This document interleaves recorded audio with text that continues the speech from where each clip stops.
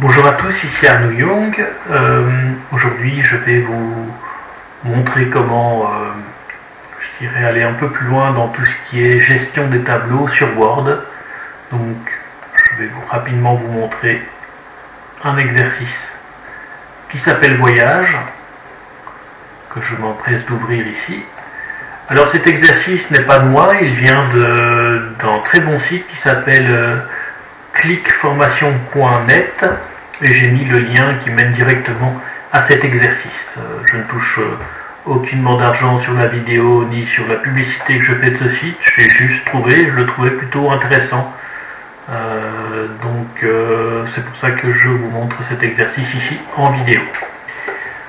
Alors ce que l'on va faire aujourd'hui, c'est de trier un tableau et ensuite de le customiser. Donc je parle de ce tableau-ci. Et quand je parle de customisation, c'est avoir ce résultat-ci, donc avoir des couleurs différentes pour nos cellules, fusionner certaines cellules et leur donner une couleur. Donc je vais revenir ici sur notre tableau de base. Donc le but du jeu sera d'abord le tri. Donc le tri, ce sera de trier la colonne numéro 1 donc, par rapport au nom des continents. Ici, il n'y a que deux continents, donc le continent asiatique et le continent européen à trier. Donc on voit Asie, Europe, qui se répètent sur toute la hauteur de notre première colonne. Après, on a la colonne pays. Donc on peut y trouver différents pays qui sont en rapport avec les continents.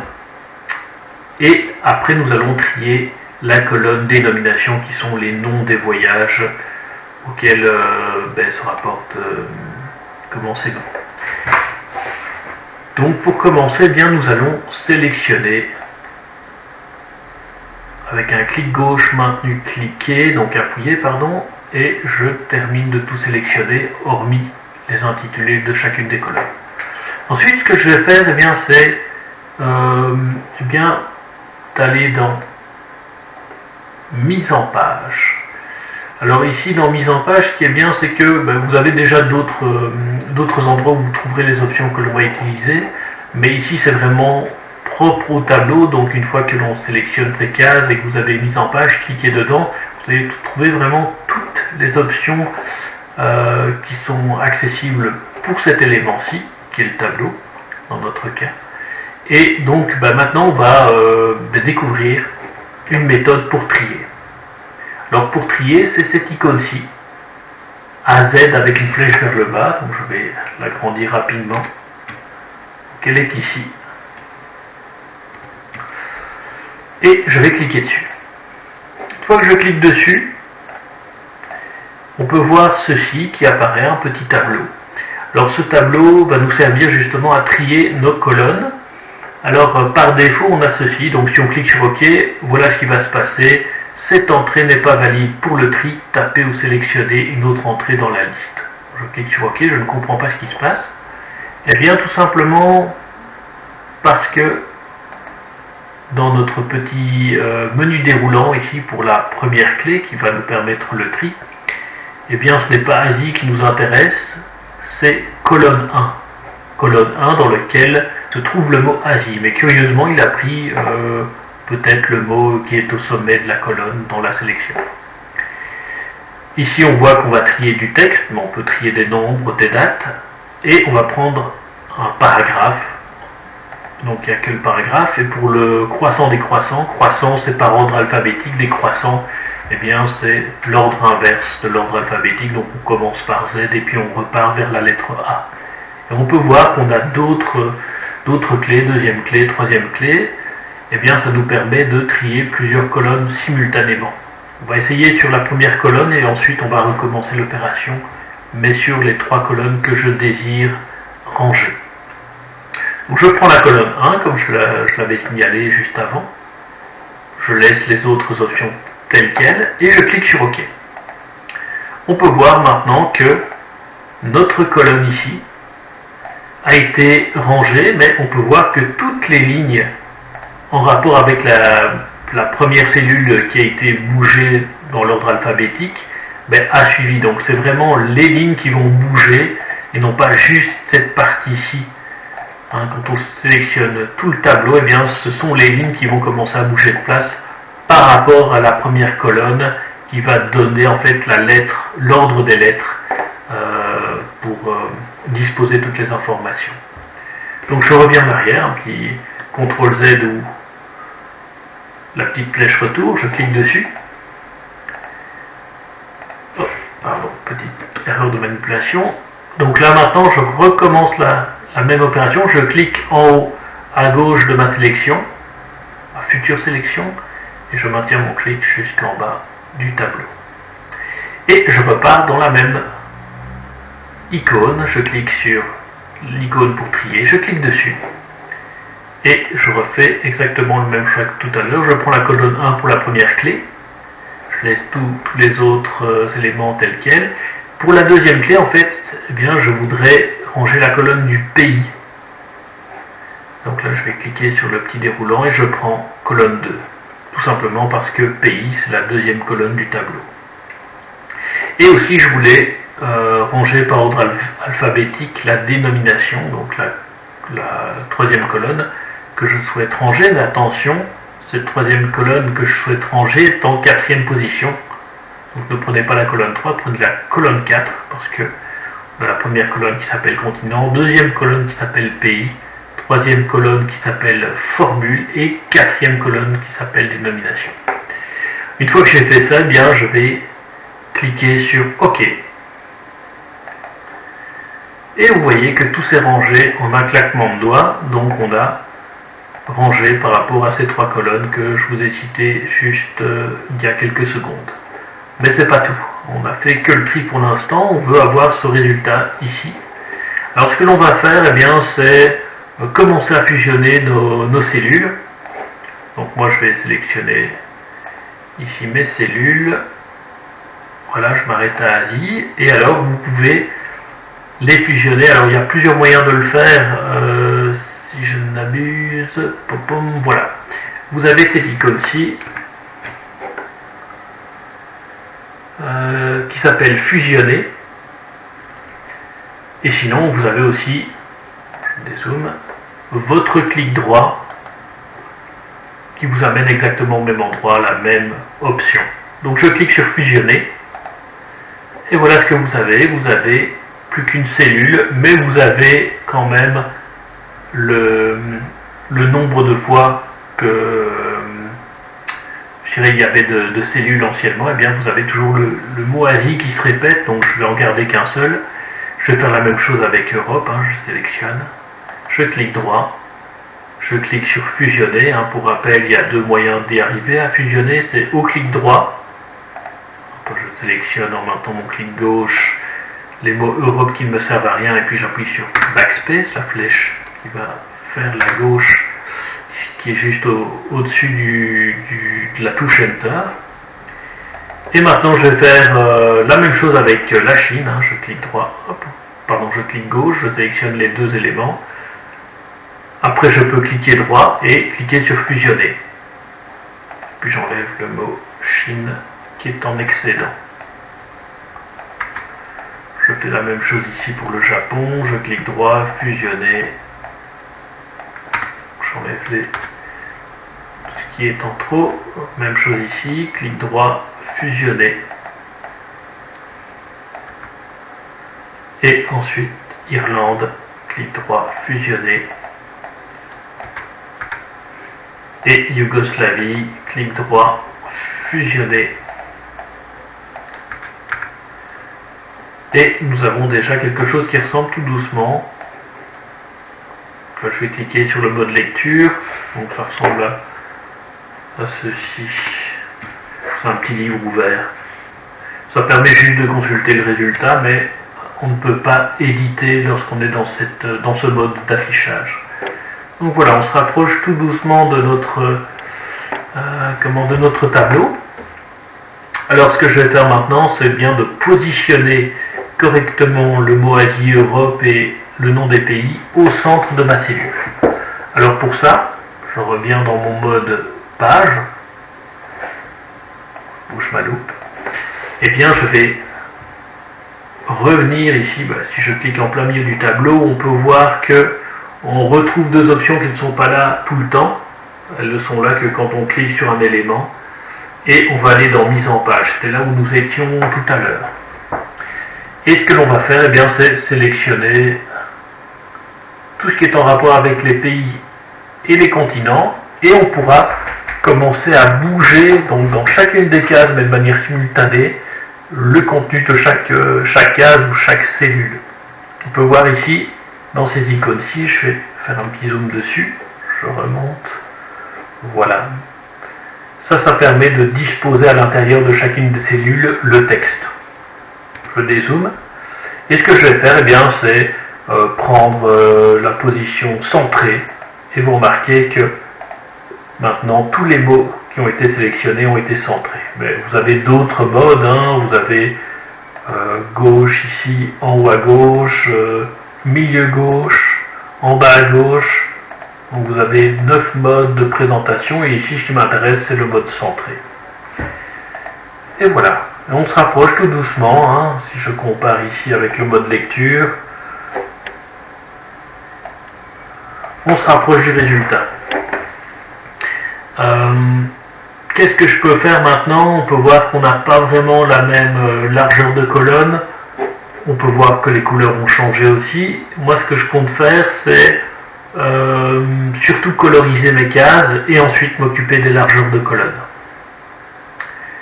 Voilà. Alors je reviens sur le mode page et je vais regarder ce que je peux faire pour les couleurs. Donc on peut voir qu'on a une couleur ici qui est plutôt jaune. Bon, on va sélectionner notre case. Je reviens dans mise en page. On va voir s'il y a des options ici.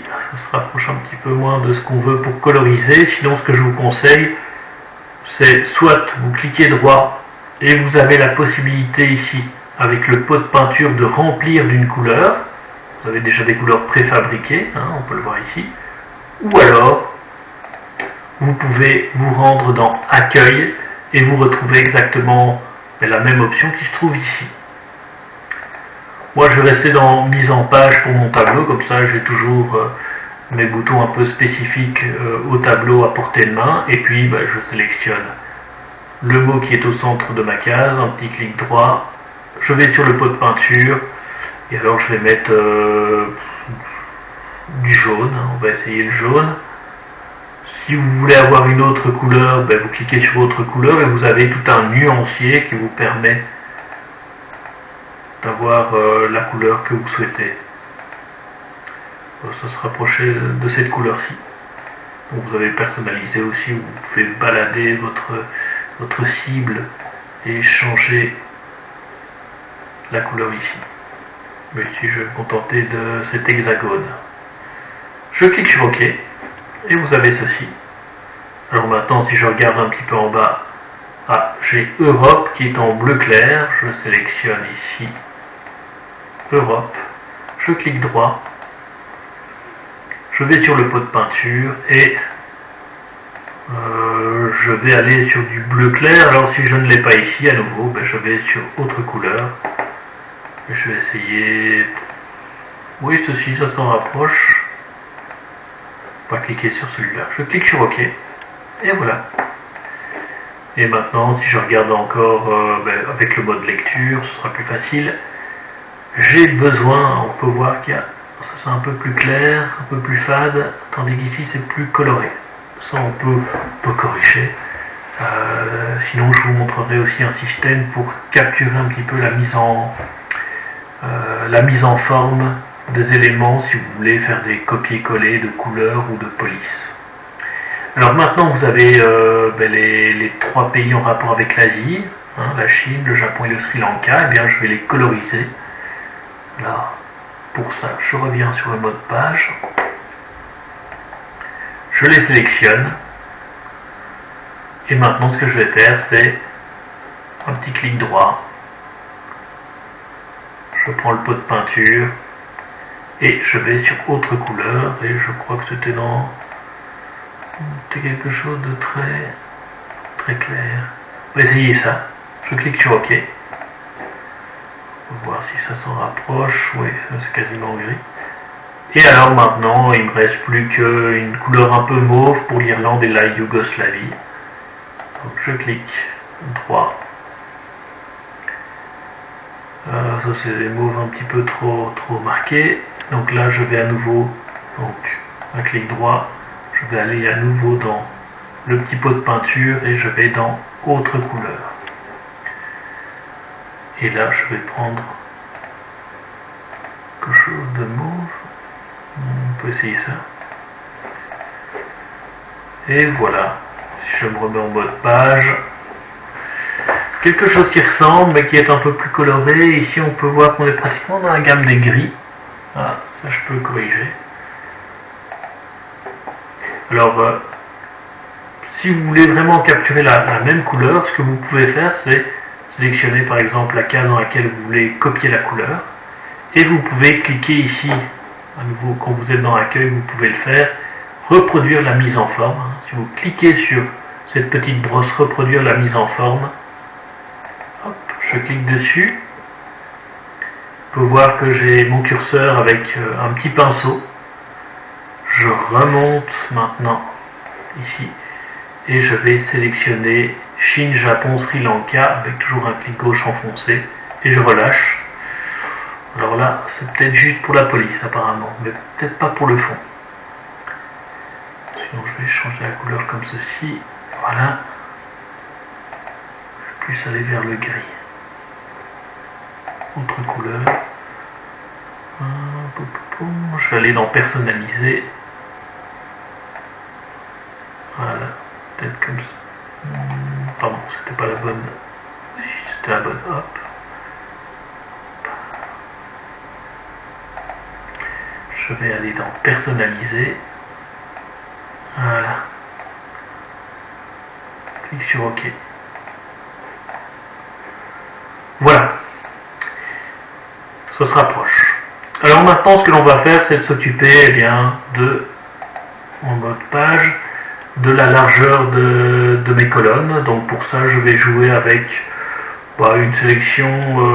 Oui, je vais faire peut-être une sélection multiple, ou alors bouger chacune des lignes qui marquent le changement de colonne à la main. Donc pour ça, je reviens dans mode page.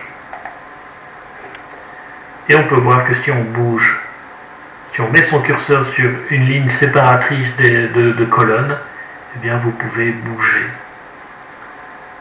celle-ci. On peut très bien. Hop. Et ici, j'essaie d'avoir quand même les mots en complet. Ici également. Voilà. Et pour dénomination aussi. Donc, je dirais le mieux, c'est d'avoir quand même le mot écrit en complet sur toute la largeur de la colonne et de ne pas avoir des retraits de lettres à la ligne. Alors ici, ce que l'on peut voir, eh bien, c'est que, si je me remets en mode page, il nous reste, je viens ici alors, je me remets en mode page, voilà, c'est qu'il nous reste aussi un petit souci pour la largeur du tableau, cette partie-ci. Bon, je vais peut-être encore rebouger mes colonnes, mais on peut voir que le nombre de jours n'est pas sur le bon côté de notre dernière colonne. Donc là, je reviens ici dans le mode page. Je vais sélectionner toutes mes cellules et je reviens dans la mise en page. Et je vais mettre mon texte. Ici, on peut mettre coin supérieur droit. Ça n'a pas beaucoup d'importance vu que la hauteur des cases est juste suffisante que pour faire passer les lettres ici. Donc que ce soit en bas, au milieu ou en haut, c'est le même aspect. Et alors maintenant, je peux bouger mes colonnes comme je le souhaite. On va voir si ça marche en mode groupé, si on ne peut pas.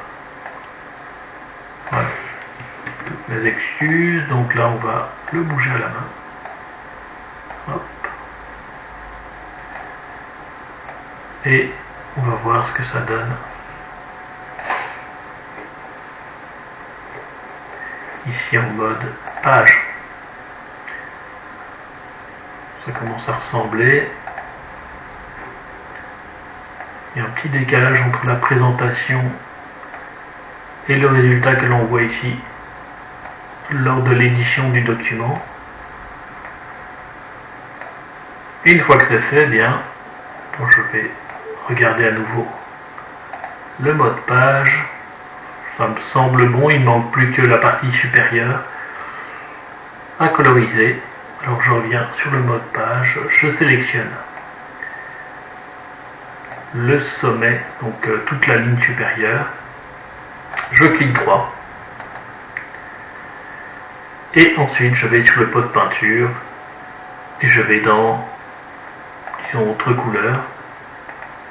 Je vais dans standard. Et alors je vais prendre cette couleur là par exemple. Et je clique sur OK. Et voilà. J'ai obtenu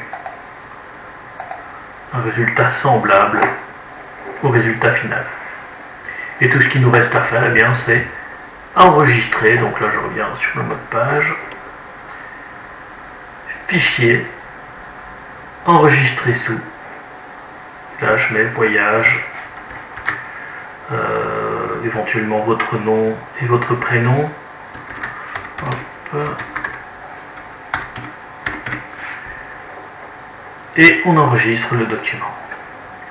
Et alors, pour toujours être sûr de ce qui se passe si on change de version de Word, vous pouvez très bien enregistrer sous et changer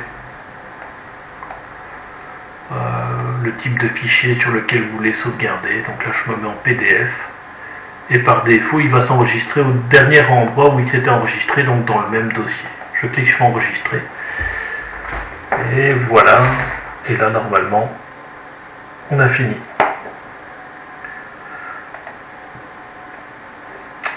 C'était tout pour aujourd'hui. À bientôt.